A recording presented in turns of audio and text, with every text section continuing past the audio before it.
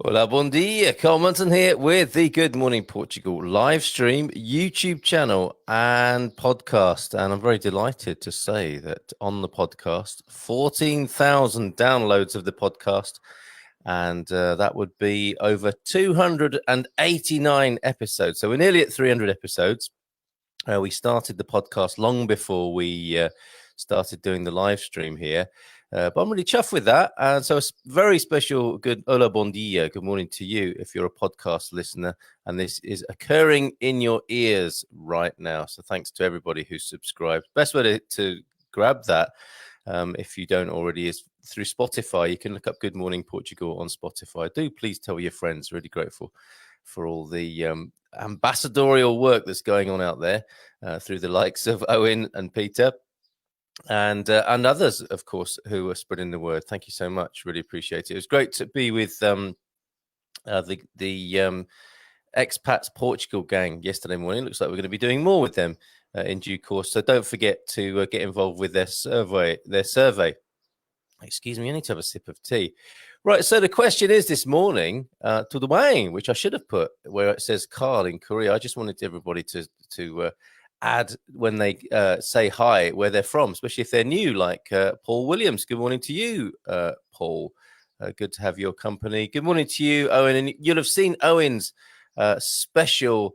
Let me just, I'll just drop myself out of the screen for a minute. Yeah, I think when I do that, you can't hear me, but that's the way of starting the show now, where we start with a viewer picture, a morning picture from your part of Portugal. And yeah, Claire and Steve, why don't you send me a picture of your new place and the view you see in the morning? It was Villa de Rey, courtesy of Owen this morning. Thanks so much for that. And I'd love to do that every morning. Just a few seconds to give everybody a chance to join us and feature one of your pictures of I was going to say of your morning glory. That could get us into all sorts of trouble. Of the morning view that you have in your part of Portugal. Let's share that with the rest of the world. You know, a bit like people they do on the weather sometimes on the telly. You know, a viewer picture. Let's do that. Let's have a morning picture of Portugal from you, from our community, and we'll share that as we start the show each morning. How's it going? Cloudy in the Algarve, on the Algarve coastline this morning from Claire and Steve. Yes, Owen. That didn't go unnoticed by you. Okay, so I'm saying, and I'm pausing with my tudo bem this morning. How are you? We say that quite blithely and lightly, don't we? It's a lovely greeting in Portugal and in Brazil, obviously, where people say tudo bem, tudo bem. If I say, and you have a little exchange like that. My neighbor from Madeira says cinco estrelas, 5-star is how he tends to come back at me when I say tudo bem. But this morning we're looking at saudade and homesickness and that kind of stuff, because of course, and I want to go backwards in time. Normally it's not very good form, is it, in a sort of broadcasting situation to talk about the past. It needs to be topical or focused on some sort of future event. But what with me being poorly earlier on this week, I didn't really get a good run up at the Dia de Portugal Day, which was on June the 10th. So I am going to backtrack a little bit and tie that up with this whole idea of homesickness and saudade, because obviously for people, for the Portuguese people, the Portuguese diaspora around the world, I mean, is it that there are 12 million Portuguese people and 2 million of them are around the world? It's something like that. It's an extraordinary amount of people.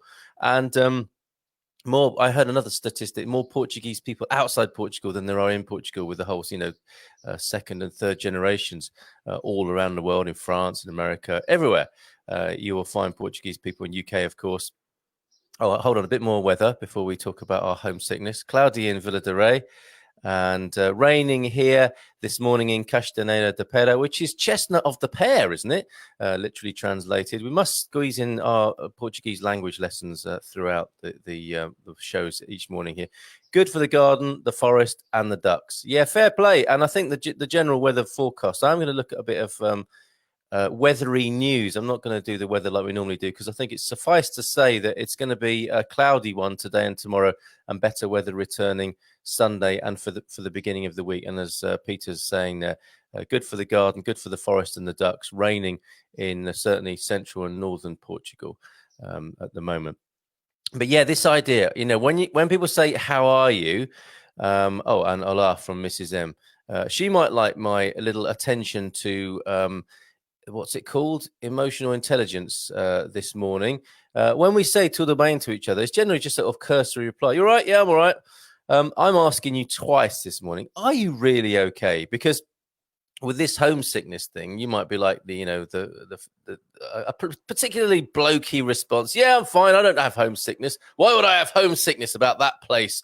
With Matt Hancock telling me about my civic duty to report every movement on my phone app, as an example, or people arguing about a bronze statue of Baden Powell. It's like, I'm not homesick. I'm glad to be out of that nonsense. But if we stop and give it a second look, at one end of the spectrum, of course, homesickness is, I don't want to have homesickness. I don't have homesickness. And at the other end, and with the COVID thing, it's like, I really miss home and we're all going to die of COVID.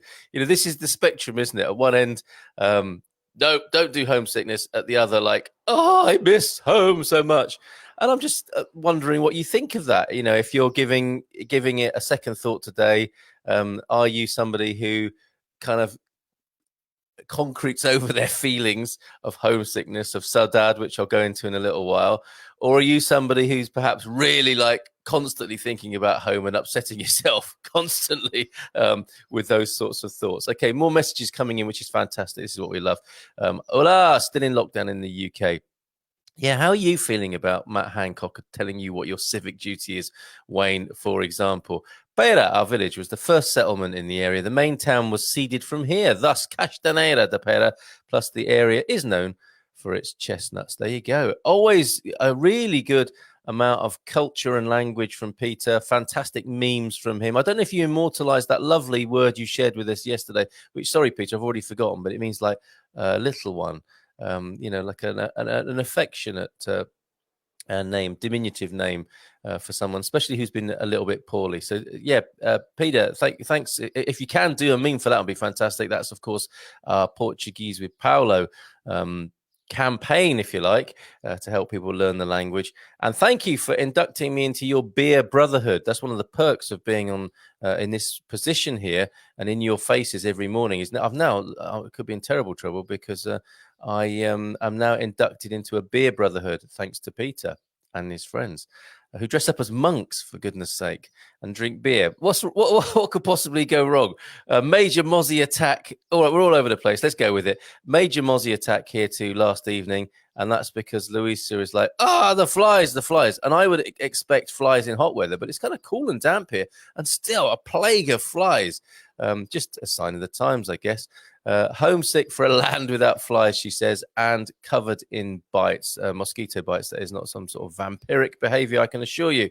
That's it. I'm putting you in for an Oscar. Is that me covering the emotional range there, Gary? Thank you for your picture of the boardwalk suspension bridge at Aruca.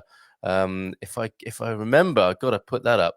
Because you really took it the next stage. We showed the wooden boardwalks of Aruca. That metal suspension, which we ought to have a meet up at this place when it's finally open. There we go.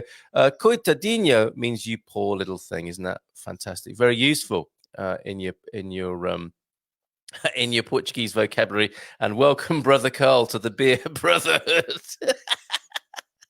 I'm more amused about that than I might be. Today's Portuguese with Paulo. Before we go back to saudade and homesickness, what do you miss about home? How do you deal with your homesickness? That's part of what we're talking about today.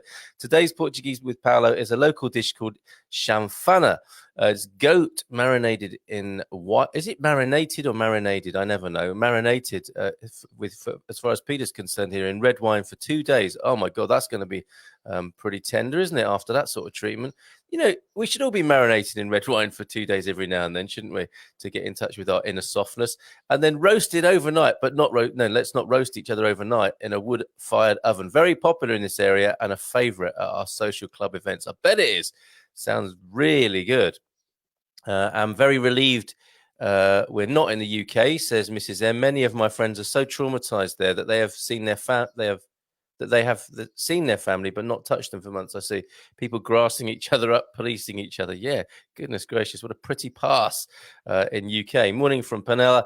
Hi to you, Eloise, leader of the Good Morning Portugal Wine Club. Got another wine coming up, not tomorrow, but a week tomorrow. A red from the Bairrada district where I live, actually. Feeling really, really okay. Lazy, relaxed morning, talking renovation work with Mr. H. It's always easier talking about it than getting on with it. Good morning to you both. Beer, you say, Owen. Yes, another inductee possibly into the beer brotherhood. Owen's interested, and I suspect Gary might be as well.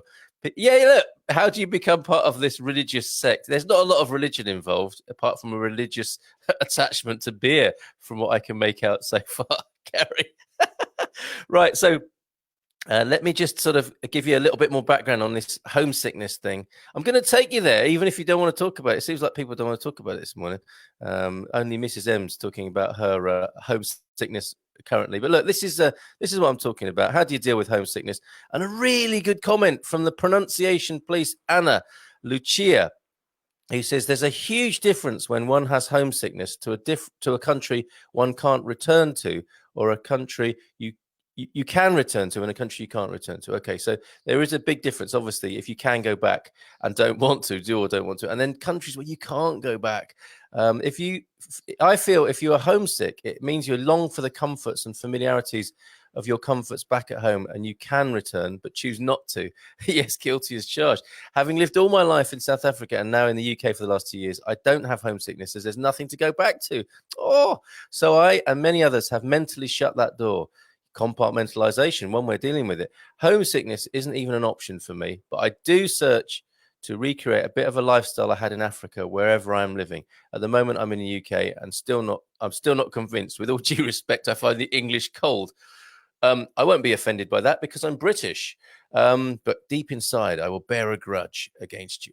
I find the English cold in everything. I did live in Portugal for 2 months prior to the epidemic. I'm desperately trying to go to Portugal, but to be there, I need a worthwhile paying job. Yes, they're like, what would you call it? Unicorn poo at the moment, aren't they? Worthwhile paying jobs in Portugal. And that's difficult to come by at the moment. I am aiming perhaps early 2021. If anyone can help a sister out here with a good paying job, let Anna Lucia know. Obviously, we're a community here. We've got to look after each other. I need a worthwhile paying job, and that's difficult to come by at the moment. I'm aiming perhaps early 2021. I miss Portugal too. I do have many saudades de Portugal. I am lucky. I have all my family and a sister there too. Being a single traveler, one has to always think and rethink each move one makes, as any errors will be squarely laden on my shoulders. There you go. A little bit about Saudade. And I'm tying it up with the idea, the reality of the Dia de Portugal, which we're going to backtrack into because there's some fantastic history I want you to know about. That's part of that. Okay, some of your comments about homesickness. Julie Marsh is in Fundao. Feels nice and fresh as have had rain in the night. Have a great weekend. Bon fin de semana to everybody from Julie. Not homesick for the UK, says Owen, but pain for my friends that are suffering through this mess. Not missing the UK at all at the moment. Yeah, all you Brits just aren't missing the UK at the moment. Left in October and spent time in Spain, but last 4 months on the Algarve. Been sighted on a homestead type campsite. Fantastic. Sunshine motorhome park in Lollet, building a patio around an old well and rebuilding old farm walls whilst listening to the pandemonium at home. I wonder what Portuguese for pandemonium is. I bet. In fact, I'm surprised there isn't a stage of lockdown called, we've got this state of calamity. There could be a state of pandemonium as one of the stages here. Only one place to be, and I'm guessing that will be Portugal. Planning a pilgrimage to CDP. I think I'm with you. I think there's a few brothers who'd be up for that. Planning a pilgrimage to Castanheira de Pera. Peter's bigged it up so much that we all want to go there. And with the added bonus now being in his beer brotherhood, I mean, what's not to like? That's a fantastic weekend in the making there, Gary. Great idea. Okay, so I'm going to do this news and weather before we go back to the Saudade. And of course, a Casa de Dia. It's a manor house where if we really start to like each other, we can consider living in a Good Morning Portugal community. I'm sharing with you a manor house near Viseu at 345,000. But between us, that's nothing, is it? I've got some news and weather to share before we go any deeper into homesickness. Not just the negatives, but how we deal with it as well, of course, because we always like to have a positive for the negative. And we like balance here on the Good Morning Portugal live stream podcast and YouTube channel. Look at this. Hottest May in 89 years.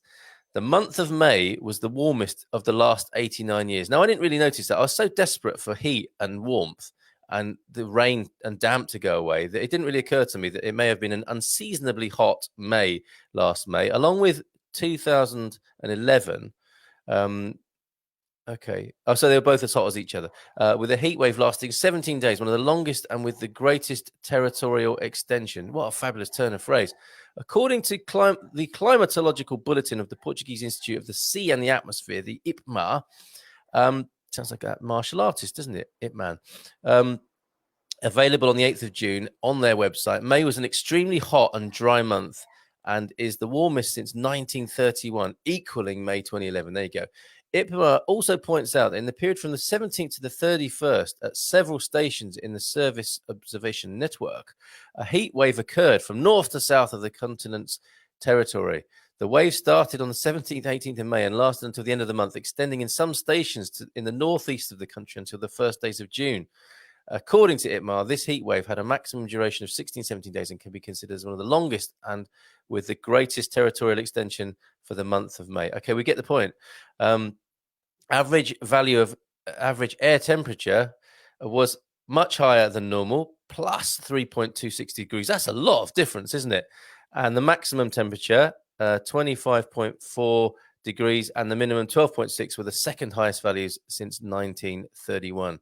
Crazy stuff. What do you make of that, I wonder? I mean, it's nice to feel the sun on your body, but, you know, when you've got the hottest in 89 years, is that a cause for concern? According to the PDSI, that is a meteorological index, at the end of May, 75.2% of mainland Portugal was in normal drought. Oh, my God. 17.5. We've got plague of flies. We've got a drought. We've got Matt Hancock telling you about your civic duty. Let's keep our chins up and go on a beer pilgrimage to Castaneda de Pera. 17.5% in weak drought, 4.57% in moderate drought, and 2.6% in light rain. Well, there's your silver lining. There's your wet silver lining for you. IPMA classifies the drought meteorological index into 9 classes, which varies between extreme rain and extreme drought. That makes sense. Crikey. So there's a bit of weather news for you. Now, a message to you from... Oh, look, we've got lots of comments. I'll go back to the president's message to you in just a moment. Homesick for Portugal. Want to start building our home soon. I really feel for you, Wayne. I can only imagine what that's like. And I imagine you are having a kind of, like a future focused Saudade with that. Oh, yes, says Owen. I'm sure that's about the pilgrimage to Castaneda de Pera. Oh, now I'll have to entertain and feed you all. Peter, the goat thing and the beer will be fine. And then we'll sleep on park benches, I suspect, in our cassocks. Don't miss the UK. Can't imagine taking time to revisit. Don't really think of it much. Too busy planning the homestead lifestyle. Fair play to you, Eloise. Beer and wooden walkways. What could possibly go wrong? Mate, have you seen the metal suspension bridge that Gary has brought to our attention? You don't want to be walking across that after a few beers, or you want to have a load more in order to face it. When I am missing my home island of Jersey, and there's a lot to miss there. It's a beautiful place, of course, Peter, and the beach there where I grew up surfing. I just have to look at the live webcam there. Plus, I keep in touch with my friends there via Facebook. He's got it figured out, Peter. He's an emotionally healthy guy, by the sound of it. Okay, message from your president of Portugal, that I want to share with you now. Time to wake up. Okay, and that's for you if you're listening. It's Helen, I think, isn't it, who listens on the podcast later on, a lady of leisure, having a tea and toast listening to this. Wake up! Time to wake up has long passed by 10 o'clock in my world, in my not Presbyterian, my Protestant work ethic world, still drummed into me. Time to wake up anyway, says President of Portugal, because Portugal has to face reality. Stern stuff here from the president. Let's get that a bit bigger on the screen for you. Commemorating Portugal Day, which I'll say a little bit more about in a moment. In this surreal pandemic year, President Marcelo's message was that it's time for the country to wake up and face the new reality the pandemic has created with courage, with new solutions, not those of the past. And at this point, I'll take a sip of British tea. Sorry for slurping. In a 10-minute speech that essentially said everything between the lines of multiple questions, that's a skill, the president opened the way for all that planning that has to be done to reindustrialize this tiny nation that has seen one of its driving form of exports, tourism. It's funny, isn't it, that an export happens here People are imported to enjoy the export. The tourism decimated by the crisis. We cannot pretend that we're not facing brutal economic and financial crisis, he said, making reference to the almost 1,500 deaths, tens of thousands of people infected, more than 300,000 unemployed, 800,000 workers in layoff, and thousands of businesses stopped. Sectors totally paralyzed. A reality check there from the president. The next months and years should be seen as a unique opportunity to change what needs to be changed with courage and determination, he stressed, never giving concrete answers, explained reports, as has always been his style. A bit of a backlash there. Concrete answers are for politicians, which he, again, in his own way, has always sought to keep as close and mutually cooperative as can be in times of plenty as much as those of crisis. Said Observador, the speech on a day that is habitually one of pomp and circumstance, the Dia de Portugal, which we'll talk about, and which this year was reduced to the absolute minimum, was more about where Portugal must not go in the post-pandemic era, and that's backwards to old sticking plaster solutions. 100 years ago, after the pneumonia, the Spanish flu, the country wasted a unique opportunity to create a free, just, inclusive, and modern democracy, said the president. Rousing stuff. We wasted the lesson of the pneumonia of the last major pandemic.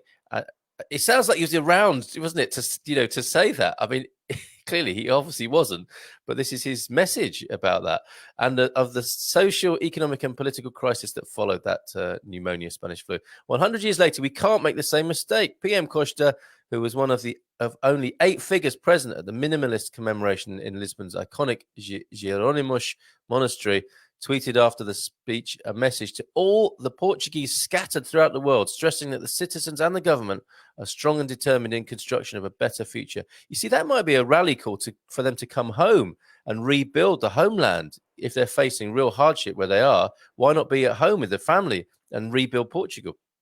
I'm reading between the lines now. Yesterday was the Day of Portugal, which we'll talk about in a moment. We celebrate the country, our global language, and the people that prolong Portugal, said Mr. Costa.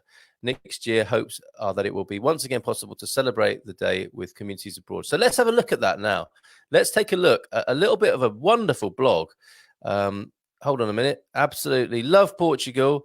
Neil's comment is so big I can hide behind it and drink tea, but can be very difficult without friends around or people who speak your local tongue.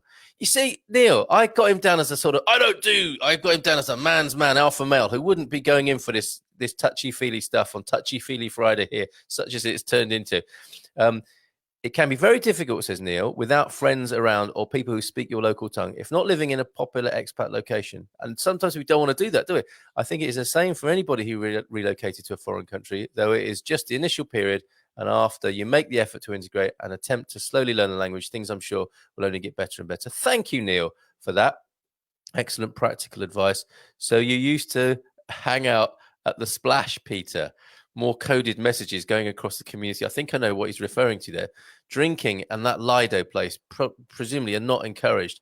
Time to call on the Anglo-Portuguese Treaty of 1373. Absolutely. The Treaty of Windsor between Richard II and João I of Portugal, I believe, if my recent self-inflicted history lesson serves me. Yeah, I think it might be. You know, we're adopting that credo here. You know, if any of us are in trouble, we call on the others to help out, and succor must be given.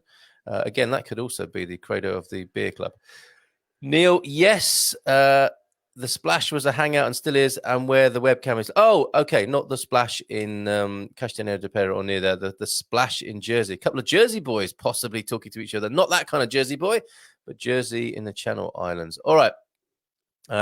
Let me just give you a little bit of an education, not my own, but this is the work of a top blogger I found. Happy Dia de Portugal. I know it's a rewind, but it's really good. And it's from this lovely lady here who's also drinking tea in the picture. Portuguese Affair is her blog. Catarina, proud Portuguese blogger.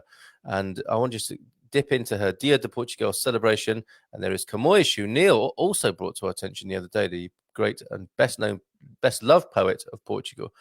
Happy Portugal Day to all the Portuguese. Belated now, of course, as we just take a dip into it. Let's get ready for it next year, shall we? For all the non-Portuguese who are wondering what Portugal Day is, I've got it covered. It's Friday after all, so I expect you to use it as an excuse to celebrate extra hard tonight. So there you go. Extended celebrations of Dia de Portugal tonight. on this touchy-feely Friday. Unlike the better-known national holidays, 4th of July, Bastille Day, Canada Day, Portugal Day, Dia de Portugal, is not based on a revolution or independence from another country. June the 10th is the date when one of our most renowned writers, Luís de Camões, died in 1580. Camões, and I really hope I'm pronouncing that correctly, is placed in the same category as Shakespeare and Homer by many literary experts. His masterpiece, the Lusíadas, or Lusíadas, is the most important literary work of all time for Portugal. There's really no comparison to it in the English language. Well, we should perhaps work on that in a separate study group. The Lusíadas and the legend, which is the author himself, is a source of national pride in Portuguese history. And people were such that before the Revolution of 74, Dia de Portugal was also known as Dia da Raça, race day, referring to the Portuguese race. Factoid of the day, Portugal Day is on Camões' death date because nobody is sure of his exact birthday. And there he is, not winking, but blind in one eye from a battle in Coita. Now, this guy's a lover and a fighter. He can write poetry, and he's pretty good in a fist fight or a sword fight by the look of it. That's a man's man. When my father was in Mozambique in 1974, says Catarina here, let me just check. Yes, Catarina. He was asked to give a speech to the troops on Portugal Day soon after the revolution. In the excerpt from his speech below, he addresses why he believes Camões was the historical figure chosen for Portugal Day. Perhaps due to the fact that, this is Catarina's father speaking back in 1974, more than anybody, Camões knew how to embody throughout his life and in his work all the virtues of the Portuguese people, an adventurous and entrepreneurial spirit, and simultaneously an external sensibility to all that is human and beautiful. How lovely. Couldn't have said it better myself, says Catarina, and so do I. Nowadays, Portugal Day is celebrated both in Portugal and abroad, especially in the UK, Canada, and the United States, from California to Massachusetts. Wherever there are large Portuguese communities. Watch out for parties over the next few weeks wherever you are. So it continues. That's fantastic. And look, if you've ever wondered when you were in Lisbon about this memorial, and oh my God, is that going to be one of the ones that gets pulled over? It doesn't look like. You've seen it. That's not going anywhere soon, is it? That's not going to be pushed into the water where it is situated. Western side of the Padrão dos Descobrimentos, showing the key figures of the discoveries. And touchy-feely political stuff, obviously. Historical record of Portuguese's discoveries of places that were already there. I mean, this is the whole thing, isn't it, with colonies? It's not, they were discovered by the imperial force. They were obviously there and enjoyed by the people who live there. But I'm not going to open up that can of worms right now. That's a later night discussion, possibly, if we do a Good Morning Portugal phone-in and talk to people more deeply about these issues that are driving people nuts right now. So there you go, Dia de Portugal. Thank you very much, Catarina. Hope you enjoyed that as well. Guernsey donkeys. What on earth? Jersey beans, Guernsey. Are these recipes? Study group, yes, says Eloise. We should have a Portuguese culture and literary study group, shouldn't we? Or is that what our wine club is anyway? Red Sky at night, Guernsey's on fire. It's a Channel Island talk, I think. My birthday, July the 4th. Hope to celebrate it massively. Yeah, let's do that. We could all get together for each other's birthdays, couldn't we? My mother's birthday also. Not sure if that's July the 4th or if that was Dia de Portugal for Neil there. But happy birthday to Neil's mum. 15% of Jersey's population is Portuguese. Amazing, huh? Mostly coming from Madeira. It is where I first encountered the culture, food, and people of this wonderful country. Yes, indeed. You don't have to go far for a pastel de nata in Jersey. Please wish her a very happy birthday from me, says Owen. Nicknames for the islands. Got it. Okay, not recipes. Yeah, Guernsey donkey doesn't sound especially appetizing. Should have thought that one through first. Okay, so back to a little bit more on the Saudade matter, just to give you a little bit more detail on it. 9:30 already. Goodness gracious. No guest today, just me rabbiting on, but really loving your comments here. Saudade from Wikipedia, the technical description as put together by the hive intelligence of all that is good and holy and Wikipedia. European Portuguese, Brazilian Portuguese. So I can't press it and get the pronunciation, but you can imagine, can't you? European Portuguese people will be more of the Saudade, And the Brazilian Portuguese speakers will be saying saudade and saying it in a sexy way. Saudade is in plural, deep emotional state of nostalgic or profound melancholic longing for an absent something. My heart hurts already just reading this, or someone that one cares for. Excuse me, made myself hoarse talking so much. Let me do that again. It's saudade is a deep emotional state of nostalgic or profound melancholic longing for an absent something or someone that one cares for and or loves. Oh, moreover, it often carries a repressed knowledge that the object of longing might never be had again. It is the relocation of feelings, experiences, places, or events that once brought excitement, pleasure, and well-being, which now triggers the senses and make one experience the pain of separation from those joyous sensations. All part of the human drama, right? However, it acknowledges that to long for the past would detract from the excitement you feel towards the future. There you go. There's the upside. Saudade describes both happy and sad at the same time, which is most closely translated to the English saying bittersweet. Now, is that agridulce or is that sweet and sour, which is different?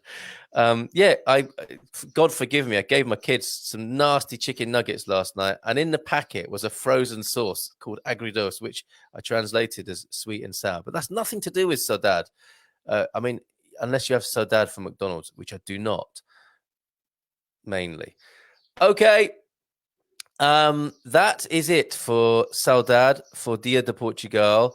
The president's message asking us to wake up and take this bull by the horns. It's a really good message, I think, that he's giving us there, which I take by extension. You know, since lockdown, all us foreigners have been taken into the bosom of Portugal, right? So it's down to us. That message is for us as well, to do this. Look at that, by waving my hand, I made it snow. Got superpowers. And Casa de Dia, yeah, I'm being moved along here. Casa de Dia, come on, Carl, hurry up. Bon dia, lovely homesteaders, sunshine PT emoticon from Stephanie. Good morning to you, Stephanie. So yes, let's go into that Casa de Dia. But before we do, look, my daughter has this tattooed on her arm. I think to her it represents us being here. The word saudade, amazing. That's been well and truly adopted there in the Healy household. Okay, this is a big house, a manor house I'm about to share with you, which we could all live in, you know, like the Beatles did. Was that in Help? And the Monkees, didn't they all live together? And Morecambe and Wise, of course, all these great partnerships. Let me just press the button and make sure I don't crash the show. Boom, I've done it. Well done. Not the best picture, a calçada path, but it probably belongs to the property I'm about to talk about. There it is. If we really, we should do this slowly, take it steady, get to know each other better. You know, it feels like we know each other already from the Good Morning Portugal liaison that we have at 9 every morning, weekday mornings anyway. If we choose to start a commune or community with all the kind of stuff that comes to mind of the heady life of communities, my goodness, this is the place we could choose. The Grand Manor in Oliveira do Hospital, Coimbra district, manor house with 8 bedrooms, land of just over 6,000 square meters, 2 wells, and many outbuildings for the children, I guess. And let's go back to those pictures. The description is manor house, completely restored, keeping some original features with 4 annexes. Is that all? Garden and land with olive trees and fruit trees. Ground floor with 2 lounges, 2 bathrooms, 1 storage room, 1 extra room where there is a wood boiler installed. This could be the HQ, couldn't it? For the very spirit that the president is talking about.